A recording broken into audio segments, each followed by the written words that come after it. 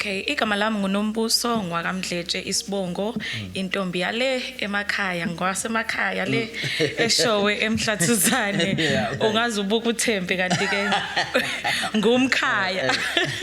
No nje sidume kabi namanje yabona incareer nje kahlahle incareer idume kabi kodwa futhi italent I feel like liningi futhi italent lapha lelinya realize ngisho ukurealize kugcina nje kube italent nje abafana baphelele emgaqweni into ngempela ekumele ishitshe wabona hayi izoshintsha. There was a time la khona I felt it ukuthi yazini angeke ngize ngibe lutho ngangiyinto nje ehlala endlini. My mother was still there. She was there for me. Umuntu wesifazane nje owangitakula engiyohlezi ngimbonga empilweni yami la khona engase ngilahle khona ithemba ukuthi yazini angilutho nje angilutho empilweni angisoze ngaba yilutho sengizohlala manje ngikhulise lezi ngane because I have kids ngizohlala ngikhulise lezi ngane with the help of umana impilo yami nje iphelile manje siphelele la. Never quit and you will tackle all your challenges. Life is all about the choices that you make and you are never late in any journey that you take. Dreams, yeah I got dreams.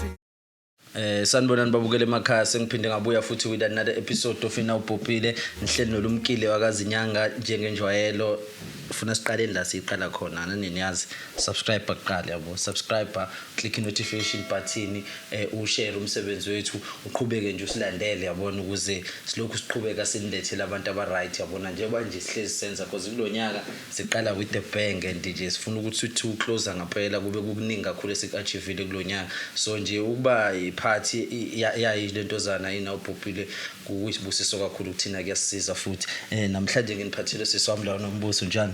Ngiyaphila njani? Ngiyaphila kakhulu. Ngiyabonga nje ukuthi ukwazi ukuthi usivakashele sikwazi ukuthi sizoshutha le podcast yami. Ngiyabonga kakhulu nje nami ukuthi ningimeme ngibe khona. Ngiyabingelela nababukele emakhaya. Hayi ngiyathemba ukuthi we gonna have fun ngoba vele phela ama podcast abekwele lokho yabo we just having fun and sikhuluma ngezinto futhi othola ukuthi omunye umuntu naye sazomthinta yabona because istory sakho khona umuntu ozorelate akusona yabo. Yeah. So manje ke nje masiqala ke nje siqale ekuqaleni ungathi ubani uNombuso nje for umuntu nje ongathi uyaqala nje ukubona namhlanje ungomchaza uthi ubani uNombuso. Okay, igama lami nguNombuso ngwaMdletshe isibongo intombi yale emakhaya ngwasemakhaya le eshowe emhlathuzane ungazi ubuka uThembe kanti ke ngumkhaya. Awunjalo eThekwini gcwele bona abakhaya manje phela ngeke usababona masibabona eThekwini. Yebo so ngikhulele nje la eThekwini ngihlala noma wami okuningi ke ngikwenze khona la eThekwini ekhaya bengiya ngokuyovakasha nje so okuningi nje ngibased khona la eThekwini. Okay so manje le emakhaya mhlawumbe uhlala isikhathi singanani khona? Hayi no bengiya ngokuvakasha ngoba hayi awukaze nje ube umuntu opermanent khona. Kuyalinywa ekhaya bengeke ngize ngikwazi. Abantu bafuna khona nje ukulima I know ke ugokwami befakana kakhulu so bengeke ngize. Cha leyo nto ebesiyithanda ngasemakhaya ukuthi vele kuhlezi kunjalo emakhaya kuhlezi kusetshenzwa yabona. Hayi kumnandi mase kudliwa mase phone kokwathi hayi ke seningeza ke nizolanda umphila ke mase ngiyahamba ke. Hayi kuyezwakala kodwa kuhle ukuthi uyitholile leyo experience yabo ngisho uyithola ngokuvakasha ngoba phela khona umuntu ongakaza ayibone all leyo experience yasemakhaya yabo. So bekunjani ke manje ke growing up umuntu obekhulela ngapha uvakasha nangapha?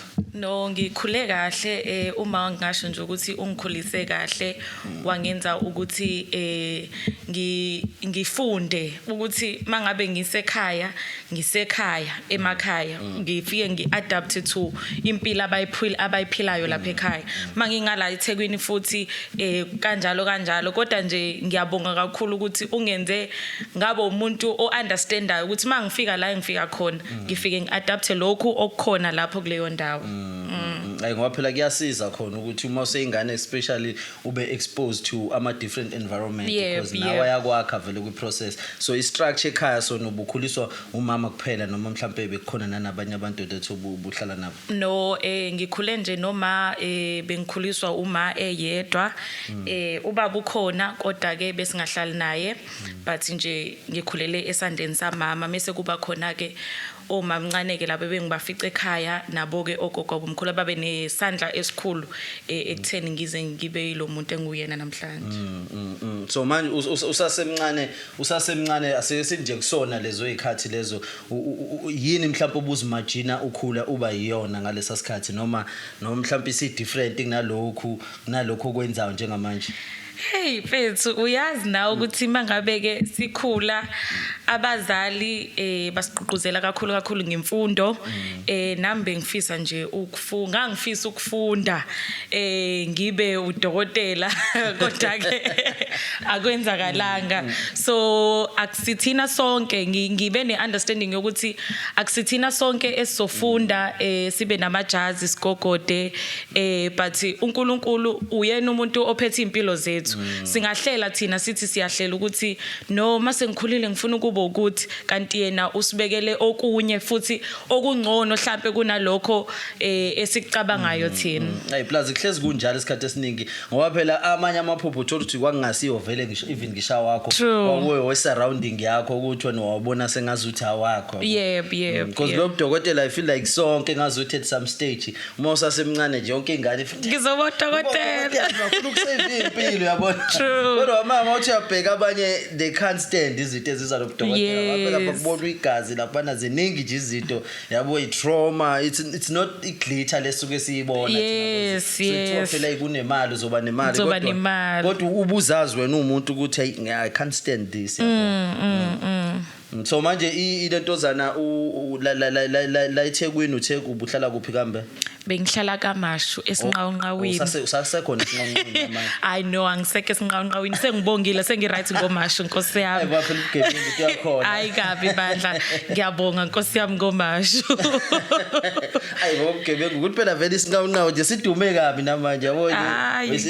Incareer nje kahlahle incareer idume kabi kodwa futhi italent I feel like liningi futhi italent. Lapha realize ngishukurealize kugcina nje kube italent nje abafana baphelele emgaqweni ekuyinto ngempela ekumele ishintshe wabona hayi izoshintsha futhi. So manje business have you mhlawumbe uqale wasebenza before uzuqale ibusiness noma ibithini isimo sakho when it comes to lokho? Yes ngiyasebenza namanje ngiyasebenza bengisebenza so ibusiness nje ifikile ngilokhu ngibona ontanga yethu ngibabona benza izinto ezinkulu nabo besikhula nabo so nami yafika lento le yebusiness ngafikela lo mbono weMnandi Croc ngaqala ke nami ngabona ukuthi hayibo engathi kuyazameka ngala akufani nokuthi ngilinde umholo ukuthi kuyoze kufika umholo ngomhla ka25 so kunalokho kungenayo kwenza umehluko usuku nosuku. Yes kazi kuyenze ukuthi adjusteke ngendlela ngoba vele sesiya kuleso sikhathi manje where one income is not enough. It's not enough with the social media with yonke lento ya online esikhona sekumele zihlezi zikhona indlela ngempela esicreator nathi emaceleni ukuthi at least la ukwazi ukuthi kungene something. Manje emsebenzini wenza ini? Emsebenzini ngisebenza kaNicro silontuza si-assist ama-social worker sisebenzisana nama-social worker so siyaye siphume sisebenzisana nezikole siyaye siphume siye ezikoleni siyoqhuquzela nje ukuyiphatha kwezingane so uNicro ulwisana nobugebengu so iwona umsebenzi nje loyo engiwenzayo. Kodwa it's very different from what your company does because phela ngapha udayisinya. It's very different. Esipakhe leyo nto ukuthi wenze something so unique because ngicabanga ukuthi iphumile nje impela nje. Iyabona nje futhi le enyama yengwenye iphume kakhulu so angazi ngiye ngayibona sike sayiqala because lento iqale ngisahlala esikhawini business ngilokhu ngena kancane kuyona so ngaphinde ngaqala phansi ke sengibuya ngapha eThekwini sengizosebenza mayibuya lento ukuthi hayibo ngeke ntombazane akube khona okwenzayo hayi ngabona ukuthi do kungahlangani nomsebenzi engwenzayo but ngoba kukhona umthelelo okwenzayo nokungisiza nasendlini because ngingedwa so nje kuyaphusha nalapha ya. Manje ubathola abantu mhlawumbe abakhala ukuthi hey lento ikhipha idlisa ngoba phela ziningi phela ikolelo when it comes to inyama engwenya yabo. Abafethu baneyinkolelo zabo Nkosi yami. Baneyinkolelo zabo abafethu. Hayi futhi angisho lutho mina Nkosi yami. Bayafika nje abafethu. Nasekuseni nje ngithola ama-order ekushuthi ufuna ukidla engakadli. Lisebenze kahle lento usuku lonke kushuthi usuke efuna nje ukwenza sure ukuthi yazini yaphuma lento. Hayi ngiyabadabukela Nkosi yami odadewethu abathe ukuthi phohlo kancane. Phela yibo vele bazokuzonda kakhulu ukuthi awumanje wasewakhipha lento esiyifaka. Kubuye kungimangaza ke kodwa ngoba khona nabanye abafika nabo abantu babo ngivele ngijabule kakhulu ukuthi hayi kushuthi akusithina sonke yilabo nalabo nje abathe phohlo. Nawu sukuyizamela mfethu ukuthi yazini umuntu wami lo asihlaleni isiphilisaneni usukuyizamela mfethu kodwa hayi abafethu. Kodwa ngeke phela kungazanywa kanjani abayi. Angingazanywa kanjani. Wona khona vele umuntu ayidle sathi uyabuya ekhaya usechitha umndeni ucosha kwasani. Hayi bo akukho mnandi nalokho nje makukho mnandi. Kodwa phela I think futhi it's good for business kodwa kwakhona ukuthi sinaleyo nkolelo vele kuyona le. I think iyasiza kakhulu in terms of making sales because thina vele sabantu beculture thina yabo lento ifana nolamthuthu yabo ulamthuthu yohlezi udayisa because sinenkolelo zethu ukuthi ulamthuthu wenza yabo imbuzi yohlezi idayisa because sinento vele thina esazi ukuthi imbuzi yenza kanje so nayo ukuthi phela imarket eblumayo le market yengwenya because abantu mina ngisahlangane nabo I think uyedwa uchef esike kahlangana naye ICC wayizopitcha naye bebedayisa yona inyama engwenya yena ube ngale kulezi indawo ompangeni and ababaningi abantu abasafocus ekutheni kudayiswe yona inyama engwenya. Yes ababaningi nosibancane kakhulu shems bancane. So when it comes to ordering in niba ne supply mhlambe noma khona live uya khona la nikwazi ukuthi nilande khona. Siyafika nje sibambe ingwenya sihlinze ngiyadlala. Wewe ngiyingozi kabi. Ngiyadlala Nkosi yami no sina usupplier wethu osupplyayo akekho la eThekwini ukude kakhulu ngeke ngize ngimusho ukuthi ukephi. Ngeke ngize ngisho ukuthi ukephi. Ngaze bemlandele.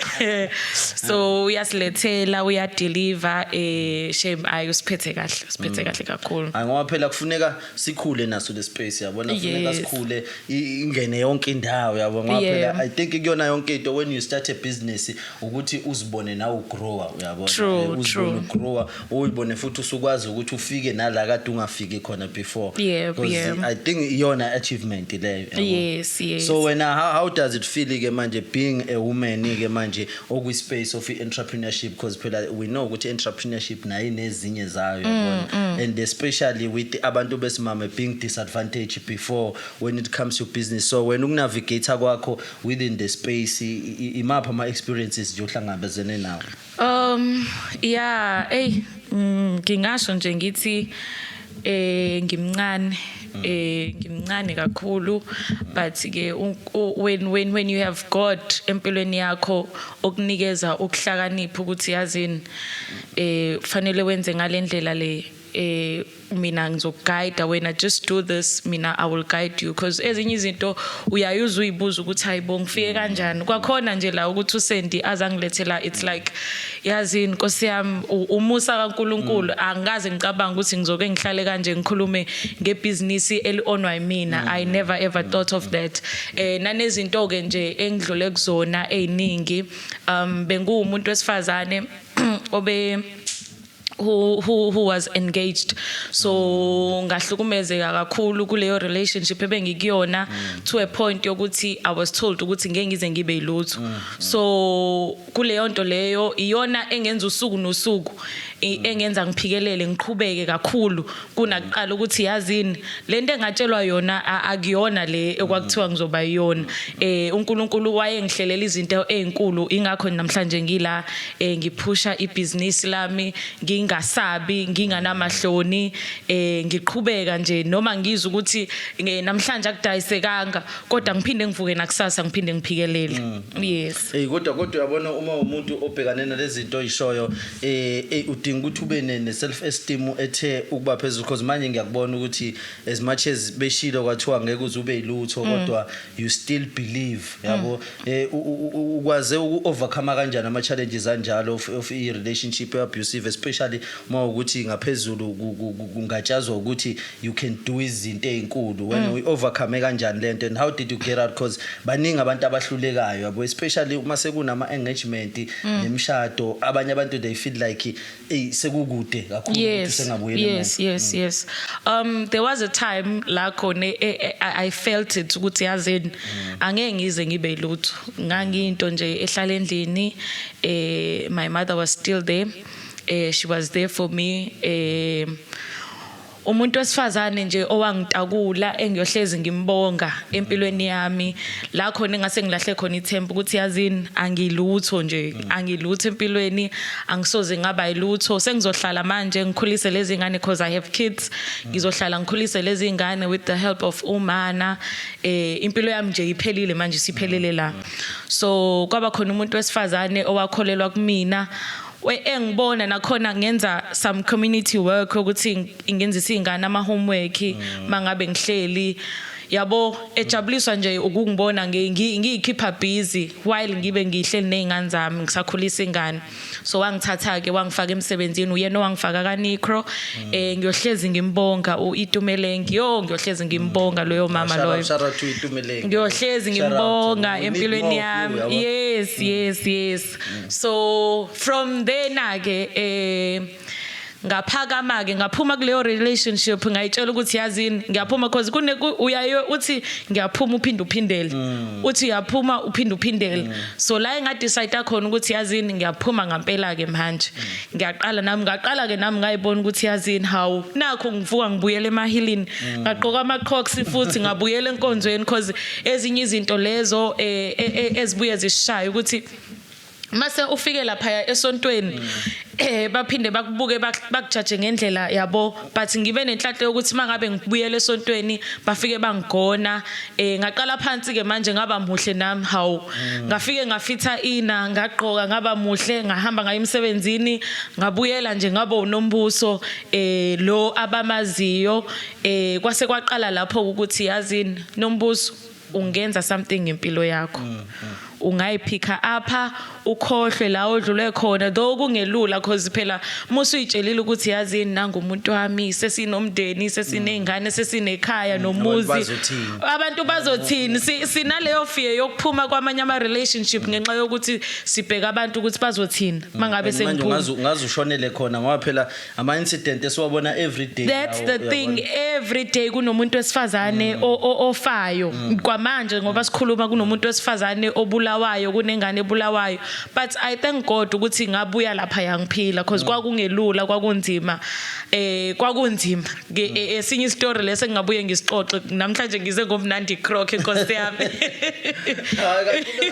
akunankinga vele into ukuyixoxa because uthola ukuthi yazi ukuthi khona umuntu ozothetha ubuka ivideo vele nayishitshe yakhe impilo yabo uthola ngelilanga nayo yobe seshathi yazi ngabuka ivideo kanje because kunabantu abafila sengazothi ku impossible yabo especially uma uthola ukuthi mhlawumbe kuleyo relationship nanemali uprovidewa khona yabo mhlawumbe nanakini khona izinto lo muntu mhlawumbe akwazi ukuthi nakhona azenze uyabona lapha ipressure isuka iningi ngempela even for wena to ukuthi you decide ukuthi yini ngempela osukufuna ukuyenza yes no uyabona mawusathinta leyo yokuthi kwamanye ama relationship sihlala kuona ngezathu zokuthi ubhuti ukwenzela yonke into ukunikeza imali awudingi uyosebenza because mina ngayekisa umsebenzi kwathiwa ngiyeke umsebenzi uzongenzela yonke into engifunayo so ngahlala ke abantu besifazane bafethu asingahlali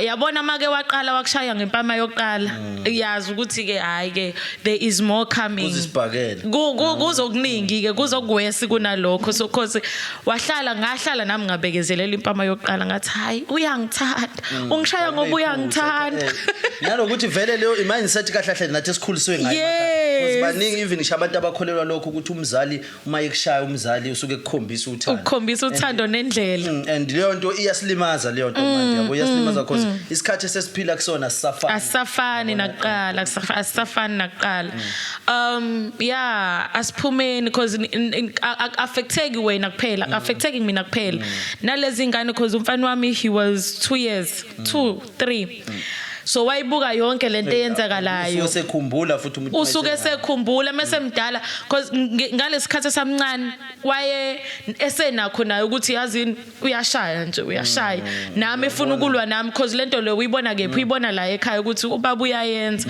so iqala lapho leyo nto kwanga affecteki mina kwaka-affecteka nalo omncane okhulayo nalento yokuthi ke sihlale sibekezele ukuthi hayi ulobolile inkomo in hayi nasekhaya umatha hayiphindela hamba izojika zizojika phela uzofuna inkomo zakhe ayisekho sezenza imisebenzi yasekhaya ubuye ucabange nawe lento ukuthi hey yazini uzofuna inkomo zakhe hlala ubekezela hayi kanti ngeke manje ngeke iGPV I feel like kumele siyilweni ngempela in a way yokuthi kwathina sobabili sikwazi ukubalance manje idlanga kakhulu manje manje yaphuma ngempela esandleni yabona ukudala ibingekho lento yokuthi ibingekho ngezwana ngalendlela sekuhlukunyazwana ngayo njengamanje because manje ayisesekuyimpi sekuyimpi nje kahle kahle and wonke umuntu uzitshela ukuthi uright true yabo ngendlela ebhedayo because phela akekho umuntu one right ukuthi onomunye umuntu yes wonke umuntu une right yokuthi enze into ayithandayo ngalesikhathi asithandayo yabo hayi ukuthi acindezeleke yebo manje sikuso leso sikhathi la abantu obona khona ukuthi ukucindezela and manje sekuyapublishwa na ku social media yonke into iyashesha nje ukuthi itrend encane yabo encane ngekho yebo so ke manje wena kuma kuzona zonke ke lezi zinto wena mhlawumbe osho ukuthi ufacane nazo ngoba phela lezo zinto enjalo ziyakulidela to depression anxiety uthola abanye abantu sebecommit suicide wena yini le ekwazile ukuqinisa ukuthi ukwazi ukovercome zonke lezi zinto Yo, I had ama-suicidal thoughts, yabona nje, beku rough, bekunzima.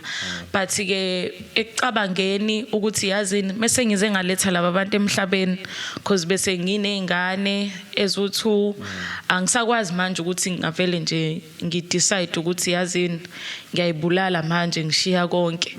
Because manje sengibhekene nelontuzana nalempilo le manje okufanele ukuthi ngikhulise labantwana angikwazi ukuthi ngizobashiya nobani so ngingasho ukuthi ibona futhi ababe nokuthi yazini Nombuso bekezela for thina mangibabuka bengivele ngicwala inyembezi ukuthi yazini angisale sengenzela bona angingabe ngisazenzela mina because mangicabangela mina manje ngithi ngifuna ukuphumula angeke ngize ngikuthola ukuphumula ngoba ngizobe ngishiya abantu angithi ngale emhlabeni so ibona nje ebengibenzele kakhulu ukuthi yazini Nombuso zama ubekezele uphushe you're gonna make it hayi ngoba khona kuyasiza ngempela uyabona kuyasiza ukuthi andingane ezisibusiso phela vele ekugcineni yes uma ukuthi ziyakwazi ngempela ukuthi zikhiphe kuleso state because uyabona ukuthi futhi baningi nabantu sebevele ngempela bacommit ama suicide umuntu ashiya incwadi yabo thinking ukuthi izinto izokwenza izinto zibe ngcono kanti when uma ukuthi uyazibulala abantu obashiya besafarisha kakhulu ngesemthetho yibo laba basuke besele yabo wena usuku ungasena nkinga vele kodwa laba basele bazophila nayo yes and ngeke izisuke kubona lo ngeke izisuke ukuthi uma wayibulala because at the end of the ngisho ngabe kuthiwa abancane kangakanani bazogcina bekutholile lokho ukuthi awabantu ngeke wahluleka abantu bangakutshela ngisho just wahluleka uma wakho wayibulala futhi emndenini gcina usuthukwa ngakho uthi ayi wena wayibulala uma wakho ibonje leyo nto leyo ngoba vele abantu phela ngeke abantu yazi ukuthi ngisho ungazalwa khona uzwasutshelwa nje isidaka sendawo sekuthiwa ayi wena ukuthi yes lokuqala la awuzalwa khona lapho uthi hawu kanjani manje nawe kuyinto kade ungayazi yebo so manje Mnandi Croc ke ama packages zenu enwadayisayo ahamba kanjani mhlawumbe safuna sike sikhulume ngemenu nje yakhona yabona. Hey, Mnandi Croc mfethu. Hey, cela nifike nizotest inyama yengwenya bafethu. Mnandi Croc sinayo ipackage esiyenzayo with chips ehamba nama chips nenyama yengwenya ka 100 rand. So ngiyaqalela nginesikali lapha yanginayo yonke into. So ngiyaqalela ukuthi uma uthe nje wena ufuna inyama ka 100 rand ngiyaqalela ngikwenzele usho futhi because abanye bafuna ehlaza. Laba bafuna ehlaza. Ayikhona impela ngisafuna ukukubuza. Obhuti bami nje bafuna ihlaza Nkosi yami ngazi noma bafuna ukuzenzela yini noma usuke efuna ukidla ihlaza injalo mhlawumbe lisebenza kakhulu mayihlaza ngazi bafethu. Awusafuna iphume ngaphela lento. Yabo so ngiyaqalela nje ngiyafika lapha ngikalele ngikwenzele usho ukuthi wena ufuna ekamalini. Yebo. Mhlawumbe ngoba ngeke ngakuzwe ngathi uthi ukhona ukuphethe yabona mhlawumbe masingese bakhombise mhlawumbe ukuphethe ukuthi kuhamba kanjani khona. Okay no ikhona ngiphethe mfethu inyama yengwe. Sicela usibambele yona la shedeni. Keep nje. Don't keep isidluso nonke la. Hayi vele inhliziyo evele necala uyena vele ozoba nenkinga yabo bawuthi inhliziyo vele necala. Engenacala vele uzokwazi nayo ukuthi hayi uright. Phela vele iqala umuntu mayisezazi nayo ukuthi ufakeni. Yebo. Awuphethe ngisho i-tray ngiyabona uphethe yonke. Hayi bengifuna nje ukuzonikhipisa nonke idliso Nkosi yami e-studio. Noma nje ungavela uyilethe nje namasosi akhona sivese siyibone yona inyama amasosi sowabona ngoba vele abanye abantu yabona. No just uyifake kwisithebe lesi.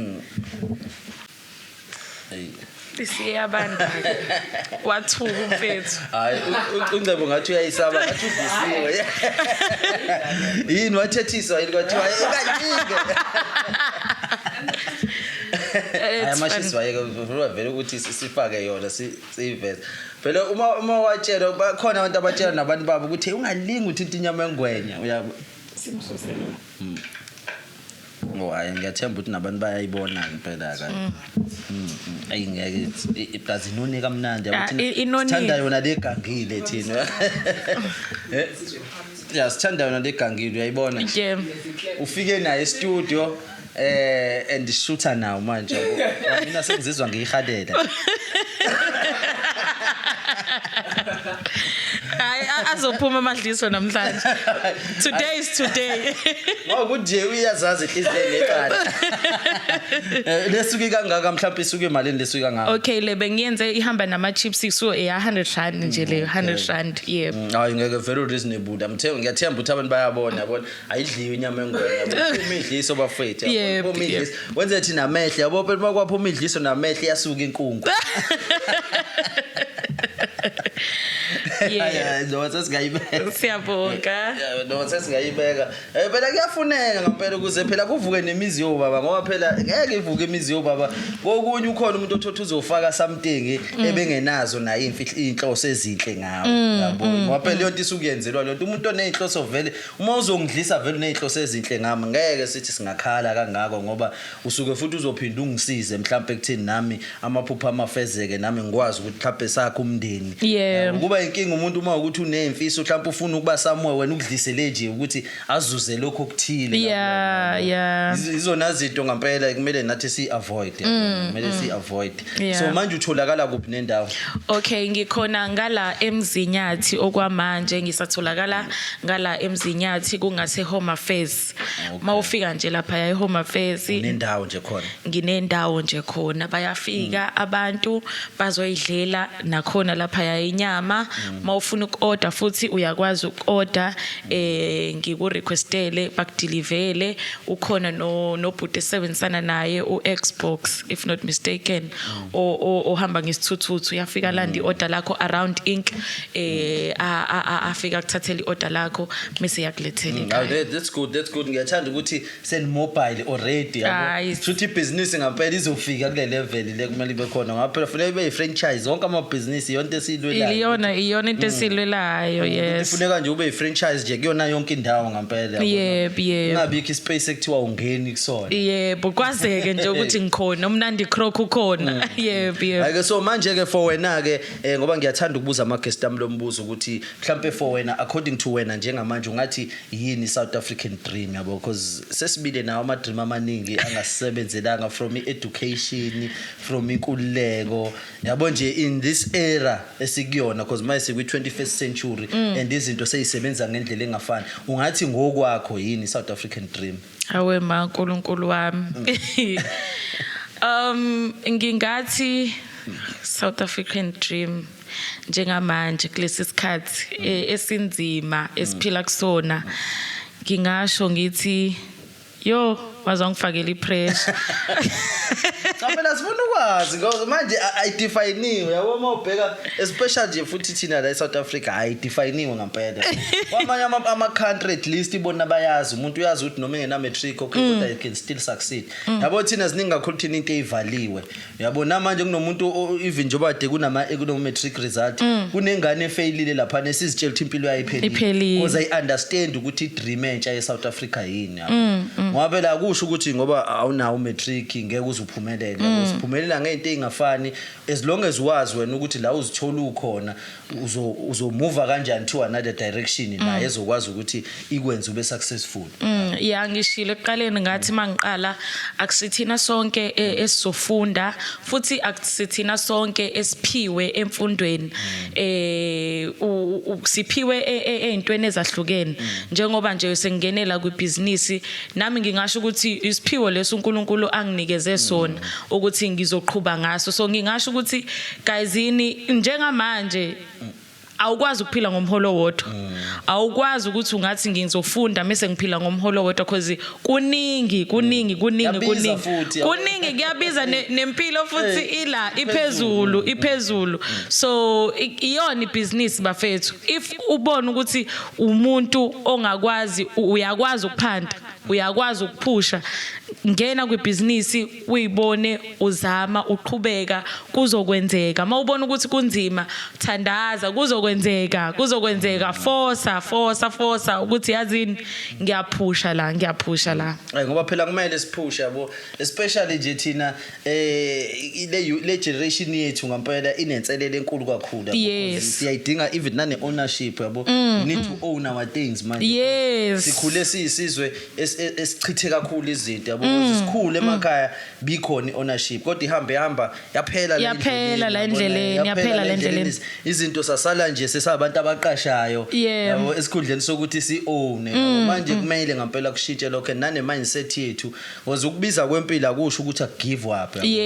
khona abantu abazothi ngoba impilo siyabiza ikushuthe umuntu avela give up awukwazi ukugive up nezinto ezibukhazikhazi futhi eziningi uma ukuthi uya afford usuyakwazi ukuphila lempilo ungayifakeli kodwa futhi pressure asikho isidingo sepressure shame angaphiki ne-social media hamba ngepace yakho leyo okuyona hamba ngaleyo level leyo uyozufike la kufanele ufike khona hayi abantu bangashawa Instagram because manje uyabazi Instagram uzobona abantu besulekile ku-Instagram uvela ubone ngathi yakho impilo ayihlangani ubona abantu beglowa uyitshela ukuthi yazini hayi hamba ngaleyo ndlela leyo yakho uzozigcina nawe ulapho ufikile la ufuna ukufika khona ngoba bayayifake nabo bayiphile yabo baningi abantu esibuka impilo sithi hey ngiyayifisa kanaye uyayifisa nayo ubona sengazuthi yena uyayiphila naye isifiso sakhe yes so manje kuma socials nikhona kuma socials ngisakhona nje ngisaphusha ngaye uNombuso Precious Mdletshe on Facebook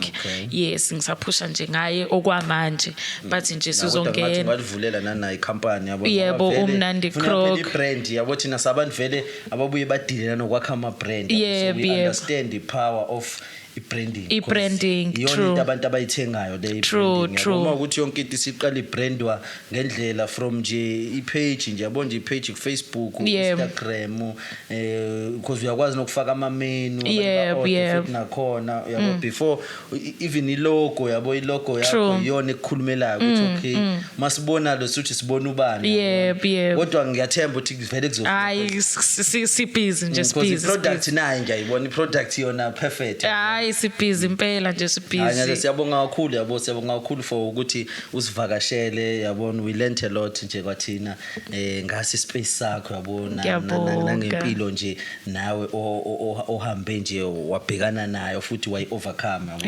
Yep. No, ngiyabonga kakhulu nje nami for having me. Ngithi nje uNkulunkulu anibusise, ngiyabonga. Hayi ngeke sivala ke manje ke kunomuntu mhlawumbe lapha emakhaya naye ofisayo mhlawumbe ukuthi angaqala yabona, kodwa manje ongazi ukuthi angaqala kuphi. Yipi mhlawumbe iadvice ongamnika yona mhlawumbe ongathi akaqale nje ukuze naye yakhe impilo imuve phela iye phambili? Ngingasho nje ngithi kumbukeli ekhaya nawe onesifiso sokuthi uqale ibusiness lakho, uqala ngalokho okuncane onakho okutholayo. Ngisho ngabe kuthiwa 100 rand ubeka phezukwawo 100 rand, ngisho ungaqala kancane udayisa ama chips ekhaya mawukuthi uhleli, because manje sikholelwe ekutheni umuntu akabe nezinto zakhe. So uqala nje kancane ngalo 100 rand loyo ophiwe ubeke phezukwawo. Ngisho ungaqala ngama chips udayisa ama chips, ngisho ungaqala ngo ice cream udayisa ice cream, egameni lokuthi nje wena uqalile. Ilapho nje imi lapho ukuthi qala ngalokho okuncane onakho. Hayi ngeke ngiyathemba ukuthi nabo ababukeli bazwile ukuqala kubalekile yabo, iyona into vele ehlezi ishunya yezwa ke leyo ukuthi umuntu akaqala ubona usuphakathi. Yep. Ukuthi awunayo into ethile nethile kodwa uma uneyokuqala ubona usungaphakathi. Yep. Ngiyabonga kakhulu Nombuso for blessing us with your presence. We had a blast yabona. Thank you so much. I also had a blast. Good luck with everything yabo. Kumina upopile already uphumelele nje, so ukuthi akuqhutshekwe phela i-collect imali yabo, because we need to make more sales yabo. We need to meet more people.